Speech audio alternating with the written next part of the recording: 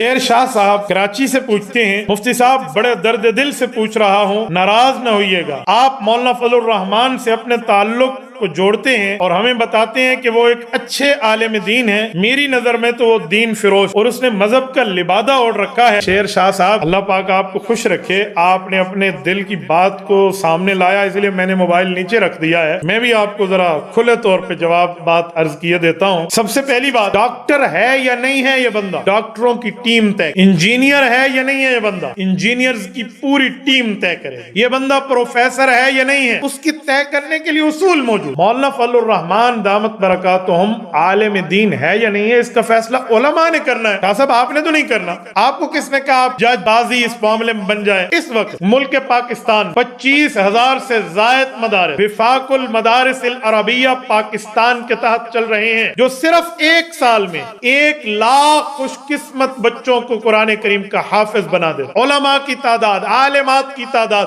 اس سے الگ ہے۔ اس ادارے کے جو سربراہ ہیں شیخ الاسلام مولانا مفتی محمد تقی عثمانی دامت برکاتہ اور اس کے قائد اور روح رواں جنرل سیکرٹری ناظم اعلیٰ حضرت مولانا قاری محمد حنیف جالندری دامت برکاتہ ملالیہ ہیں، ان سمیت ان کے تحت کام کرنے والے لاکھوں علماء کرام، مدارس کی ایک کریم موجود ہے، ان سب نے طے کیا کہ ہمارا سرپرست اعلیٰ جو ہوگا وہ قائد ملت اسلامیہ مولانا فضل الرحمان، علماء کرام طے کر رہے ہیں اپنی سرپرستی کے لیے، اور اس وقت یہ نوٹیفیکیشن جاری ہوگی۔ میں اب کی بات کر رہا ہوں، پرانی بات آپ کرتے ہیں 1980 سے لے کر جس وقت حضرت مفتی محمود رحمہ اللہ دنیا سے تشریف لے گئے، آج 2023 آ گیا ہے، میرے خیال میں 43 سال پورے ہو رہے ہیں، آج تک یہ تبرہ حضرت مولانا فضل الرحمان پہ جاہل تو کرتے ہوئے نظر آتے ہیں، کسی عالم دین نے تو یہ اعتراض نہیں کیا۔ علماء میں جس کو عالم کہا جاتا ہے 4 بندے اس کی بات کو مانتے، اس کے فتوے کو مانتے، اس کے علم کو مانتے ہیں کہ یہ عالم نہیں ہے۔ میں نے حضرت مولانا فضل الرحمان دامت برکاتہم کو صحیح بخاری شریف کا درس دیتے دیکھا ہے، جامع ترمذی کا درس دیتے دیکھا ہے، اور حضرت مولانا کو قرآن اور سنت اور تفسیر پر بحث کرتے دیکھا ہے۔ جتنا ٹائم مولانا کے ساتھ میرا گزرا، میرا اللہ گواہ، میں جب بھی بیٹھتا ہوں حضرت مولانا کے ساتھ، اگر ہم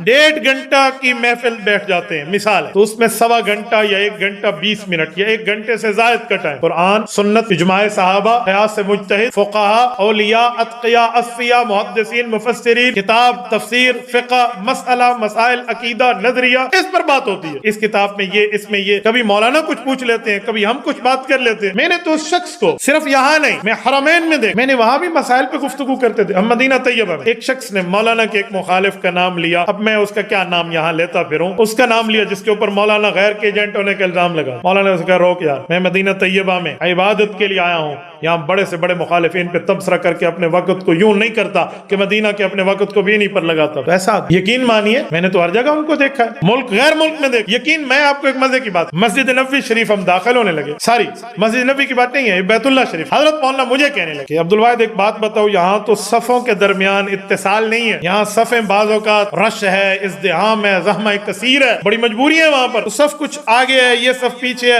اتنا فرق نہیں رہتا، سکوٹی لیول بھی ہوتے ہیں، تو کیا ان کی نماز اتصال صفوف کے نہ ہونے پہ ہو جاتی ہوگی؟ دیکھ لینا یہ کعبۃ اللہ شریف کی نماز ہے اور 1 لاکھ نماز کا یہاں ثواب ہے، فتویٰ دیتے وقت ان سب پہلوؤں کو مد نظر رکھنا۔ میں نے کہا حضرت شیخ ہو جاتی ہوگی، کہا احناف کے ہاں تو اتصال صفوف کا کیا مطلب؟ اس طرح پھر بات ایک لمبی تفصیل ہے۔ حضرت مولانا نے وہاں پر ایک بڑی پیاری بات مولانا مفتی ضرب علی خان رحمہ اللہ کے حوالے سے بات کی کہ اسی جگہ ہماری بات ہوئی، اور مفتی صاحب نے حضرت مولانا انور شاہ کشمیری رحمہ اللہ کے قول کو نقل کرتے ہوئے فرمایا کہ اتصال صفوف کا ایک مطلب تو یہ ہے کہ صف ملی ہوئی ہو، اور ایک مطلب یہ بھی ہے کہ اس طرح کے حالات میں پچھلی صف والے کو اگلے صف کے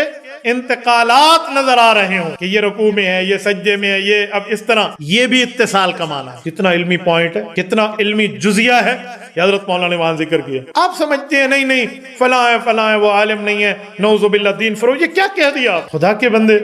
اس وقت پوری دنیا میں 7 بر اعظم، 6 بر اعظموں میں انسانیت موجود ہے، ان 6 بر اعظموں میں کوئی مسلمان عالم دین اگر سیاسی پاور کے لحاظ سے سب سے مضبوط ترین ہے تو وہ قائد ملت اسلامی حضرت مولانا فضل الرحمان دامت برکاتہم ہے، اس پر تو علماء کا اتفاق ہے۔ میری عمر اس وقت چھوٹی تھی، میں 2001 کی بات کر رہا ہوں،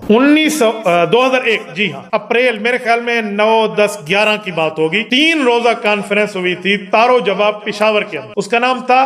150 سالہ خدمات دارالعلوم دیوبند کا، وہاں پر مولانا شیخ الحدیث مرغوب الرحمان، میرے علم میں نہیں ہے وہ دنیا میں موجود ہیں یا رخصت ہو گئے، موجود ہیں تو اللہ ان کی حفاظت فرمائے، دنیا سے رخصت ہو گئے تو اللہ ان کی قبر کو منور فرمائے، جو محتمم دارالعلوم دیوبند تھے اس زمانے میں، وہ تشریف لائے اور انہوں نے حضرت قائد ملت اسلامیہ دامت برکاتہم کو اعزازی سند دارالعلوم دیوبند کے فاضل ہونے کے لیے، اس وقت ڈیرہ اسماعیل خان کے اس حلقے کو، جو حضرت مولانا کا یہاں آبائی حلقہ ہے، اس کو یہ ترجیح دی گئی تھی کہ اسٹیج کے سامنے ڈیرہ اسماعیل خان کا حلقہ بنایا گیا۔ رائے میں اجتماع جیسا مجمع کا منظر تھا، لاکھوں مسلمان اس میں شریک۔ تو دارالعلوم دیوبند جو اس وقت پوری دنیا کے ایک اسلامک یونیورسٹی کا نام ہے، خود ساقی کوثر نے رکھی میں خانے کی بنیاد یہاں، تاریخ مرتب کرتی ہے دیوانوں کی روداد یہاں۔ کبھی ترانہ دارالعلوم دیوبند پڑھ کے دیکھیے، وہ انہیں خود اپنے ماتھے کا جھومر بنانے پہ بیٹھے ہوئے ہیں۔ یہ تمہیں نظر آتا ہے کہ دین فروش ہے، لبادہ اوڑا ہوا ہے، آپ پر وحی آئی ہے نعوذ باللہ، آپ کو الہام ہوا ہے، آپ کے پاس کون سی اتھارٹی ہے کہ میں آپ کی اس بات کو مان لوں؟ کوئی تمہیں کہہ لے تم جھوٹا کلمہ پڑھ رہے ہو، تو دل سے نہیں پڑھ رہا، تو کون سی ویریفائڈ ہونے کی بنیاد پہ اپنے بات کو کلیئر کرے گا؟ بھائی حضرت شاہ صاحب،